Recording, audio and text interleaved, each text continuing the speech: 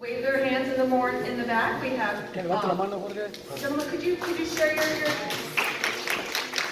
for us?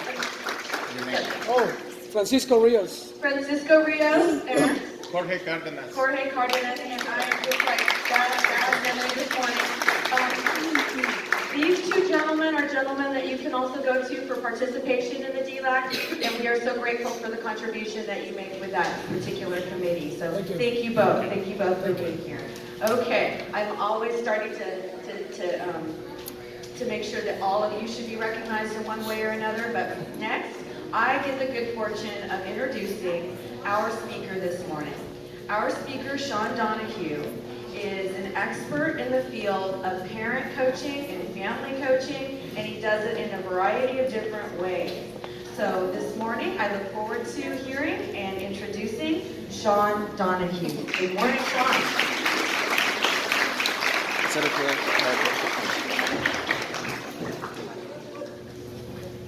Thank you. Good morning, everybody. How you doing? Good. We played this out for a while. Can you hear me okay? All right. You know what? Right now, you could be hiking Mount Diablo. You could be at my favorite taqueria, Los Gallos. You could be probably where I would be on a Saturday morning at Home Depot. You could be at my friend Latasha's gym in downtown Concord right now, P2P Fitness. You could be drinking a latte. You could be relaxing, but you are here. And so, props to you. Round of applause. One parent who's done it. You are here.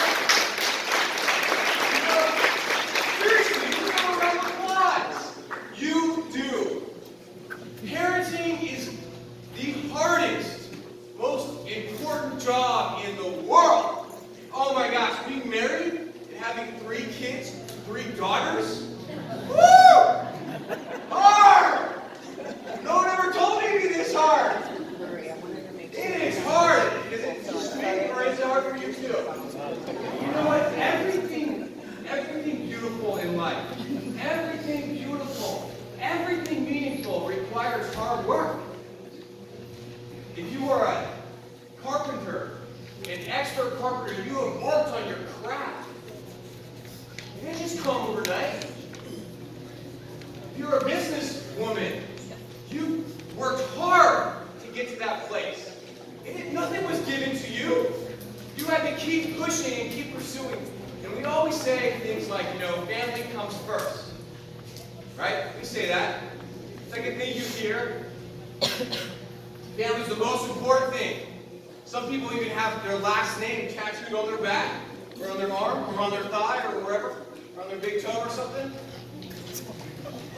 But since family is the most important thing, it's the most beautiful thing, it's great that we're here putting effort into it to grow and to mature and to get tools. And that's essentially what I'm here doing for the next 40 minutes. And essentially what this whole thing is about is just to get you tools for your trade, for the most important job in the world.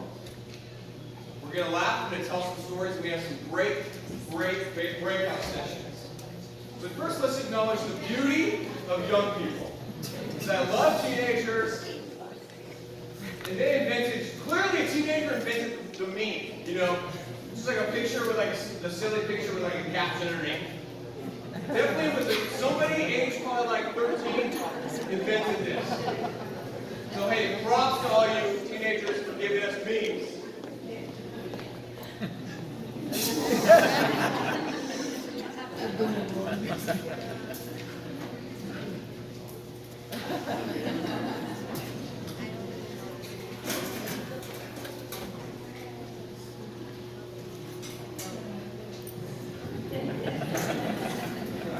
I don't even know if my microphone is working. I don't think it is. Is it even working? I don't think it's working. So should I switch to this, or should I just yell? Can you hear me in the back? Yes. All right, let me tell you a little about myself. I have a very unique business. My name is Sean Donohue. Thank you for having me. And my team and I travel around the Bay Area, meeting with teenagers and their families in their homes, at Starbucks, kicking the soccer ball around every day. work with a lot of middle school kids who just are kind of dealing with regular middle school issues. You know, self-esteem, some bullying, some hard stuff with parents.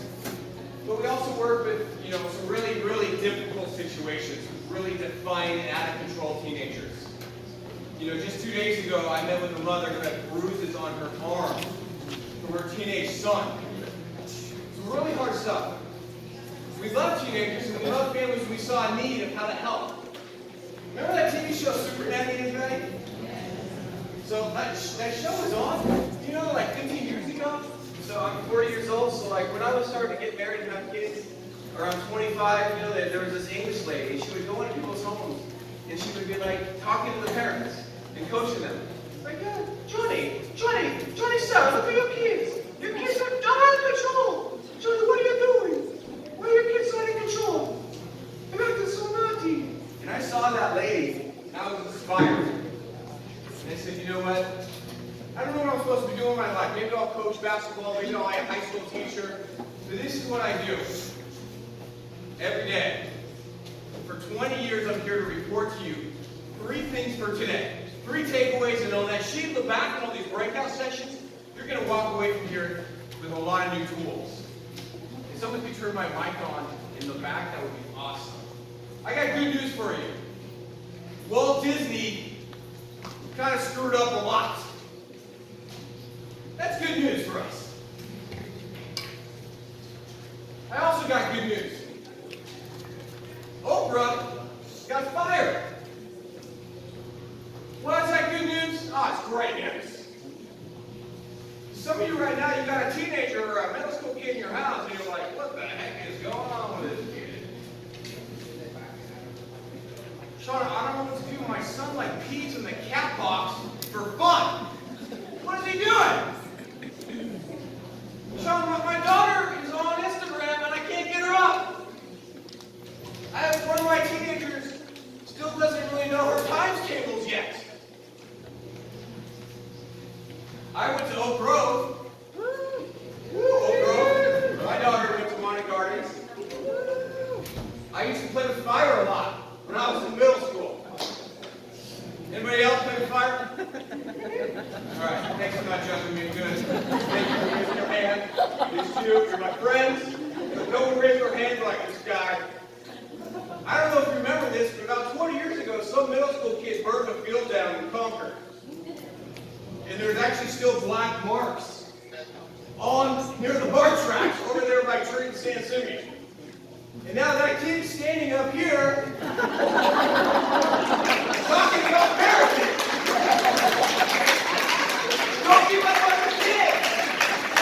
Don't give up on your kids. You ever got moved while you were on the BART tracks? You know, about 15, 20 years ago, where some skinny white kid and his friends, I might know who it was. So let me give you 3 tools. And these are amazing tools. These are amazing tools. Now, you might have heard of some of these tools, but you might not have, and you might not be applying them. These tools are so key for our modern kids. I'm really into the second one the most. But to get to the second one, we got to do the first one. Parents, before we can do anything, we have to start taking care of ourselves. We have to practice self-care. Almost every day, when I meet with parents and I ask them, how do you take care of yourself? How do you calm yourself down in the moment? So many modern parents are telling me, Sean, I just don't know how to. I don't know how. Before we can be the parents that we want to be better than our parents, we've got to find ways on a regular, daily basis to get our batteries recharged. Now, when I usually speak in smaller settings, I do a lot of interaction. So let me ask you, why is it so important? Think to yourself. You can yell it out, or it can just be rhetorical. Why is it so important that we adults practice excellent self-care? Why is that? so many reasons. For us to do step 2 and 3, and to do all the things that people are going to be advising us to do today, all these experts, we have got to take care of ourselves. And when we take care of ourselves, we are teaching something very important. What are we teaching? We are teaching our kids to take care of themselves.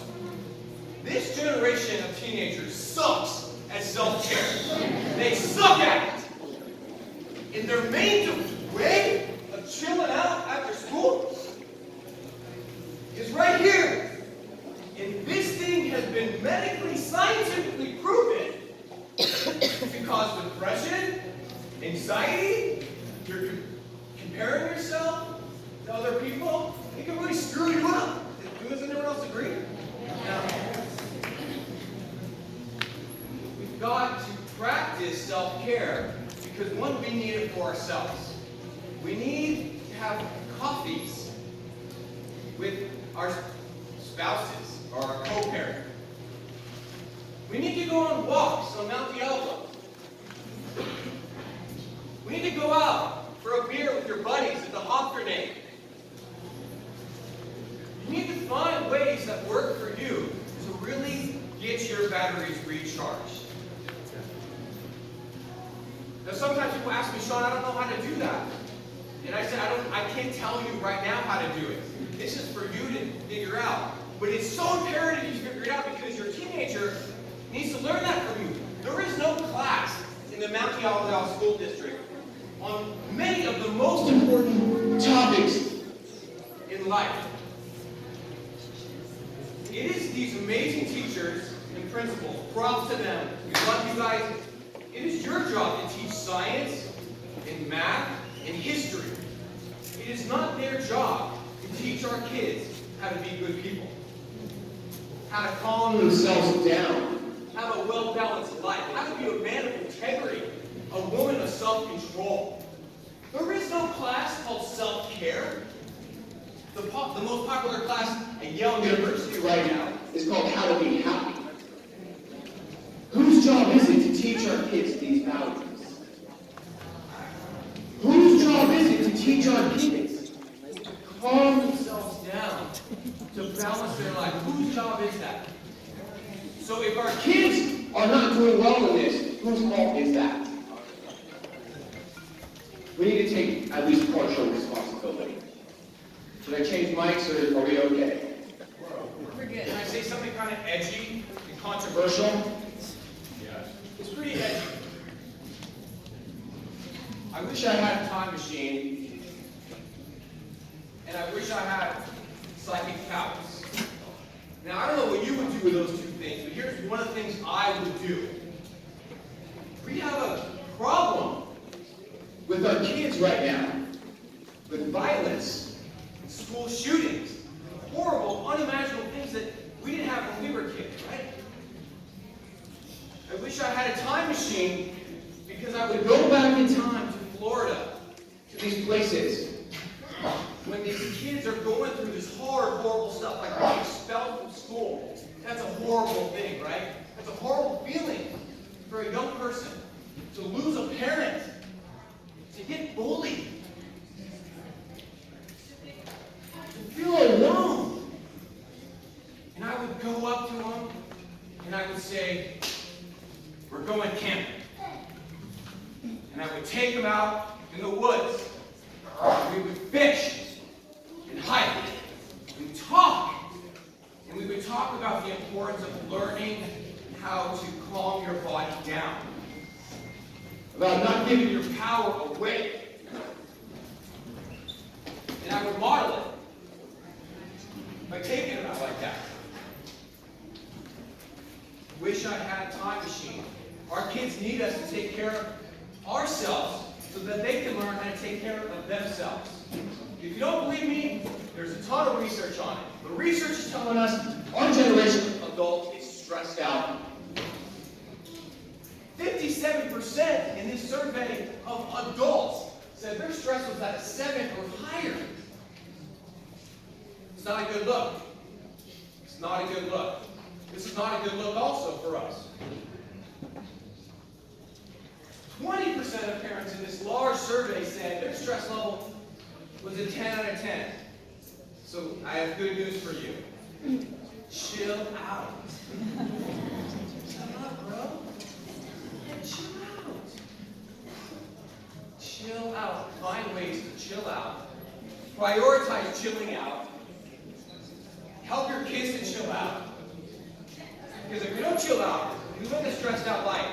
We're more prone to act like children. And we're not children. We're more prone to yell. And why yell? Because we know actually, scientifically, when we yell at our kids, which I'm guilty of at times, the research actually said it's kind of blurry, it actually makes things worse. It makes their behavior worse. I know if I went to work every day and I had a boss yelling at me, I sure wouldn't be happy. I wouldn't like that. So one of the keys to this, how you learn self-care, is really getting in touch with your emotions. Learning, asking yourself, what am I feeling right now? And noticing that in every family, what I've noticed is that there's a cycle. Okay, it starts off with you getting your buttons pushed. Or me, when I'm driving in my Toyota Sienna minivan with my 3 kids and they're going nuts, and I'm driving, we get my buttons pushed. Like crazy. Oh my gosh. But I can choose not to react, or I can choose to react in a way that actually pushes my children's buttons. And then they're children, so are they probably going to respond with maturity? Hey, Dad, what's going on with you? Are you feeling okay? Do you need to chill out? They're probably going to react. Kids are going to act like kids. Adults, we should act like adults. And be aware of these cycles and break the cycle through self-care. Also knowing that what I teach and believe in is that your co-parent, if you have one, your spouse, is the most important relationship in your life. So valuing each other, communicating well, getting on a good teamwork, because if the 2 co-parents are not doing well, if they're not going on good date nights and taking care of themselves, then it's just going to be probably a hot mess. Number 2 is now that you've got some breath, you've got some margin in your daily 40-hour-a-week run. You know how to balance your life. You know how to be aggressive with your schedule because you need this for yourself. Now it's time for you to do something that is the key to modern teens, is to nurture closeness with them. Closeness. One of the great ways we can nurture closeness with our kids is by asking them questions. Now, us parents, we ask questions a lot. What is the most popular question that us parents ask our kid? Do you have homework? What did you do today? So, how was your day? How was your day, guys? How was your day? Is that the best we've got? Is that the best we've got? How was your day? And of course, if you say, how was your day? Come on, now we know the script. How are they going to respond? I don't know why kids are doing to me. One thing I've noticed about great parents, one thing great parents have in common, is they know how to ask a great question. Asking a great question is a game changer. Because people like to talk about themselves. And yeah, it's different because what's happening in our young person's mind, is they're changing. They want their independence, they want their space, they want their power. It's important that they feel powerful. We got young lions growing, and we want to honor their space to only talk when it's good for them. But making it clear to them, hey, I didn't have a kid and have you sitting in a room playing Fortnite all day.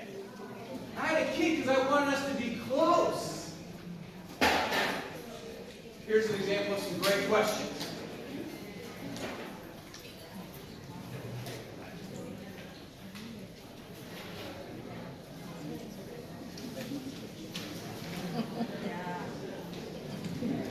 Somebody tell me, does somebody here in the audience have a question that they ask their teenager on a regular basis? That's not how was your day, but actually your teenager talks to you and they like this question. Okay, we got one. You got a question. What's your question? What made you laugh today? And they're down with that. They're like, I'll tell you. Awesome. Let's round of applause for this mom right here. Her teenager talks to her. That is awesome. Anybody else? Yes. What was the best part of your day today? I speak to tens of thousands of people every year. A lot of school assemblies, but mostly to parents. That's where I like being. One day, about 2 years ago, a dad raised his hand and he said this. What's your favorite question, man? He said, who did you help today? I was like, what? Who did you help? Your teenager actually talks about that? He said, yes. It makes me want to meet this young man. I want to meet this young man. Every day, his dad's inviting him into a vision of helping, of humanism, of empathy. I told him, I don't know you, and it might be a little premature, but I think I want one of my daughters to marry you or something. Your arranged marriage? No?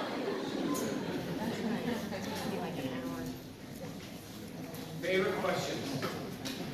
See, what's so hard about raising kids is because they're constantly changing. And they are growing up. And what's so hard about being a parent is that what I want to teach you and advise you into is your role should be constantly evolving as well. So when they're younger, we need to protect them. Like I have a 2-year-old. I protect her. I grab her hand in the street. I don't let her get hurt. But I have an 8-year-old too.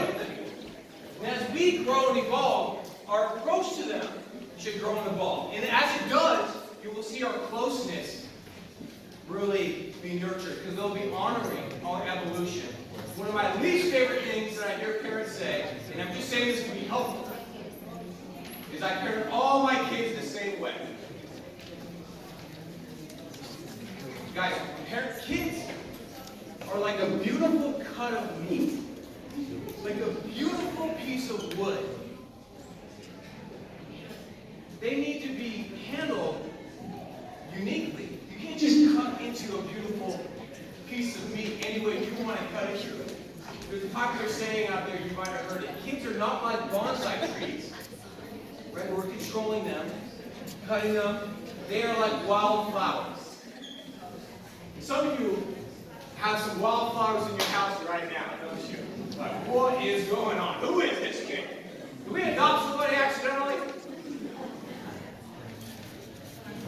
Why do we want to be close? Oh, here we go.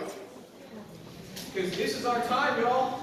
We're all grown up, and we're all grown up. And we be raising teenagers. And we've got some challenges ahead. Some of you are in the thick of this right now. We respond as parents because we love them. We want them to make wise choices. We don't want them to be addicted to anything. We value education. We value family. We have wisdom. And we want to share it with them, right? And we have wisdom and we want to teach them regarding these super sensitive topics. So if you ever are wondering, why do I need to be close? Why do I need to be close? Because guys, the closer you are, the more influence you'll have. The more they'll want to listen to you. The more they will take your advice and your wisdom. And you have wisdom. You do. Do you know that? I don't know if you can see from here, but I got a lot of gray hairs up in here. We're old. We don't play Fortnite that much at all. We have wisdom. And parents, we're teachers. There's a lot of teachers in this room, but every single person in here is actually a teacher or a grandparent or an uncle. We are teachers. We teach wisdom. And we have wisdom because we've been through a lot. I've been through a lot. Have you been through a lot? I've been through some tough marriage stuff. I've got one child who's just very reactive. I know of a kid who burned the field down once. And none of the local kids got to play with him because he was like the bad kid. I know what it's like to be around prescription medication addiction, pornography addiction, alcohol, painful stuff. Life is hard, isn't it? It's hard. But we need each other, and our kids need us. They need us so much. Do you agree? Do you think kids need parents? Yes. You sure? Do they raise themselves? They want to be raised by themselves, don't they? Now, you can tell when someone prioritizes by their schedule. I keep my schedule on my phone. So you're going to hear a lot of more complicated takeaways. This is an oldie but a goodie. Quality time, y'all, is the best. No, Dad, I'm not going to go out with you and the family tonight. Yeah, you are. Yeah, you are. This is our family. I'm the parent. And I take family time seriously. If you're in the car, go down to Applebee's. And then we go down to Applebee's, which I don't go there anymore because I hate it. I hate Applebee's. And I hate Chili's. I'm sorry, man. First of all, that commercial for those all-you-can-eat ribs, they're not good. They're garbage. But I don't go there anymore anyway. You know why? Because when I used to go there, I show up for family dinner night, right? Get that 2 for $20. You know what I'm talking about. And guess what they would do, these apple beers? They would come to my beautiful table, and they would bring one of these. And I look around, and I see these. And I'm like, screw you, Applebee's. I ain't trying to come here to watch TV. I'm trying to come here to be a family.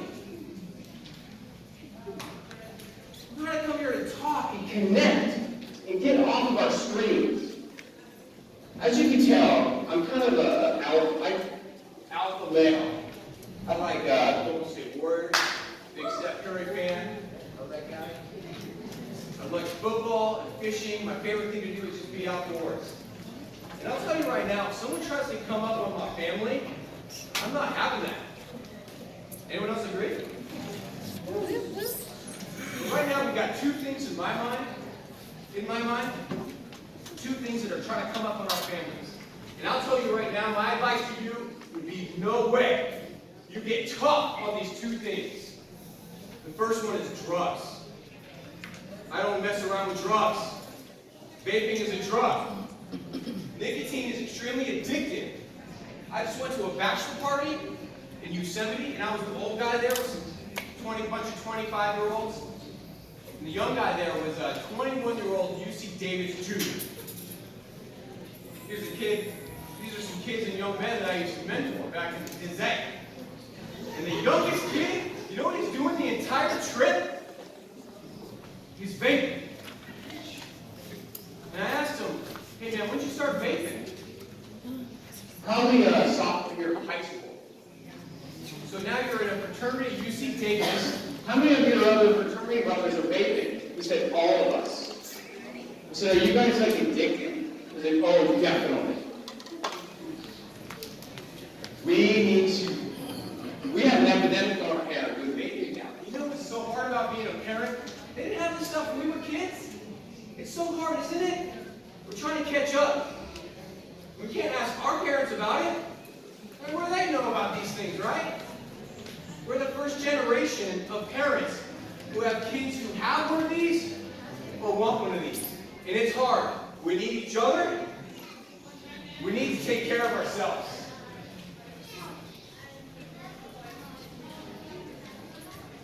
The second thing I get serious about is right here. This thing can divide families. This is a threat to everything that is beautiful about being a human. Right? Do you agree? Now, I'm not trying to bash this. I have social media. I enjoy sports. I am on Instagram. You can follow me. But we need to prioritize and use our parental power wisely. When I grab my 2-year-old and I pull her out of the street, I use my power wisely. You are the most powerful person in your child's life. So use your power wisely and fight for what matters. Fight for what matters. Don't pick every battle. But fight for what matters. Parenting is hard.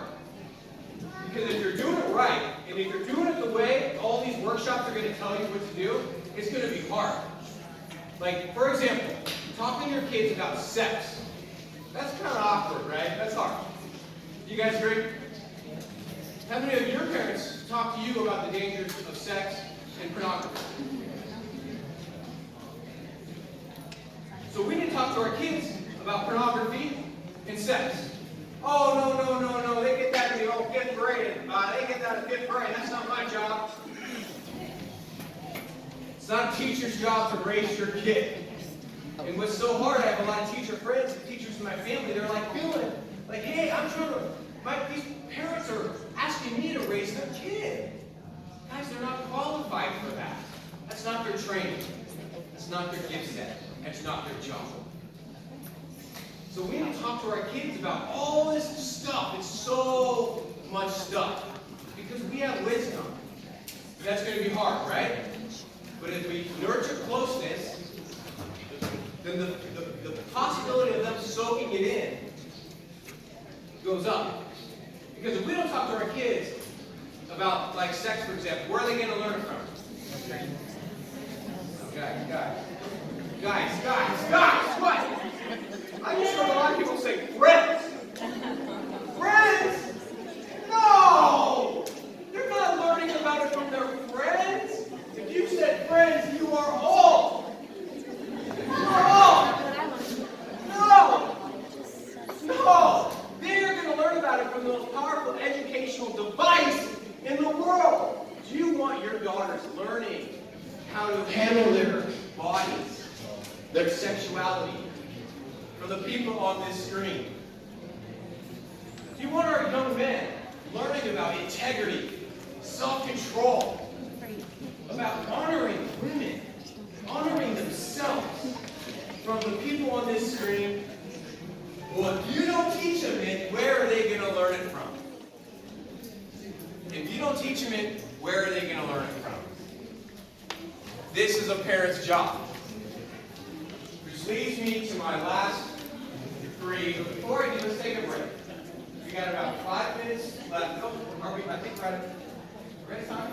Yeah, 5 minutes left. Let's just do as we have to do. Because like I said, taking care of yourself is important.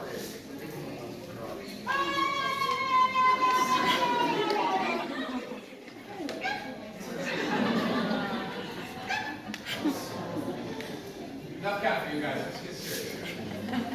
Being close changes everything.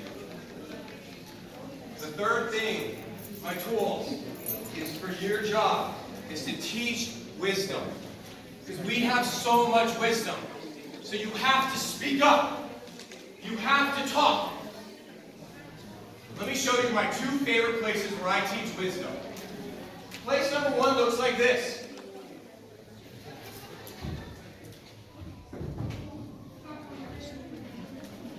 This is how I roll.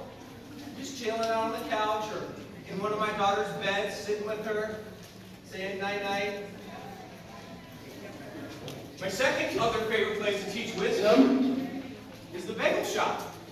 I love bagels. You like bagels? Salt bagel?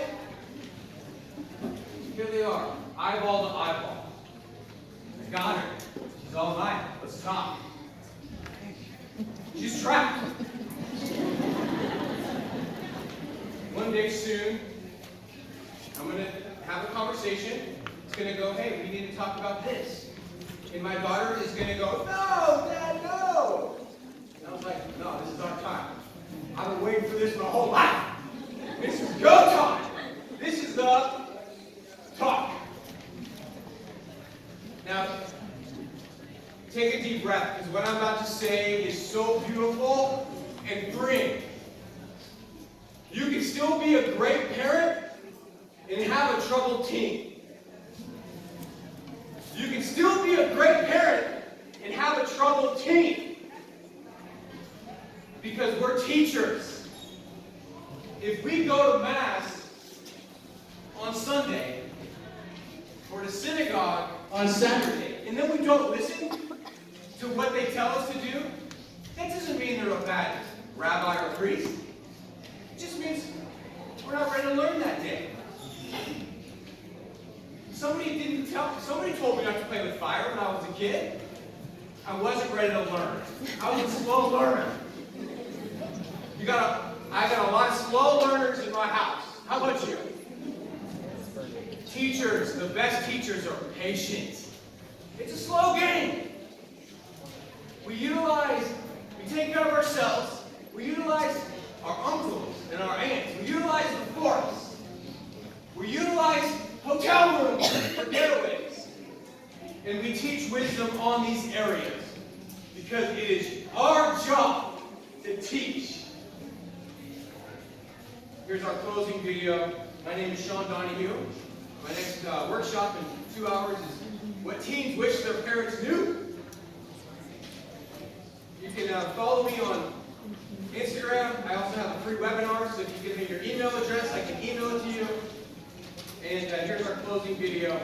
Is it just me or crazy teenagers like riding a roller coaster? See, when you're younger, there's all that anticipation. One day, we're going to get older. We're going to be able to like really connect, like adult to young adult. We're going to have that bond when you get older. It's going to be awesome. No more temper tantrum. No more stepping on freaking Lego. No more changing crappy diapers. No more having to do stupid stuff like cutting their food for them. And then one day the teenage years arrive. And it's like, oh my gosh, it's here. It's finally here. You're looking at that big coaster. They're like, all right, it's time to buckle in. And then the ride is going, and there's parts of the ride that are amazing. You just feel so great. It's exhilarating. You're just side by side with a young adult, and you look over to them, and you're like, yes, this is great. Your teenager is growing up. They're maturing. They're doing things. They're connecting. It's awesome. And then there are parts of the ride which are just freaking moral.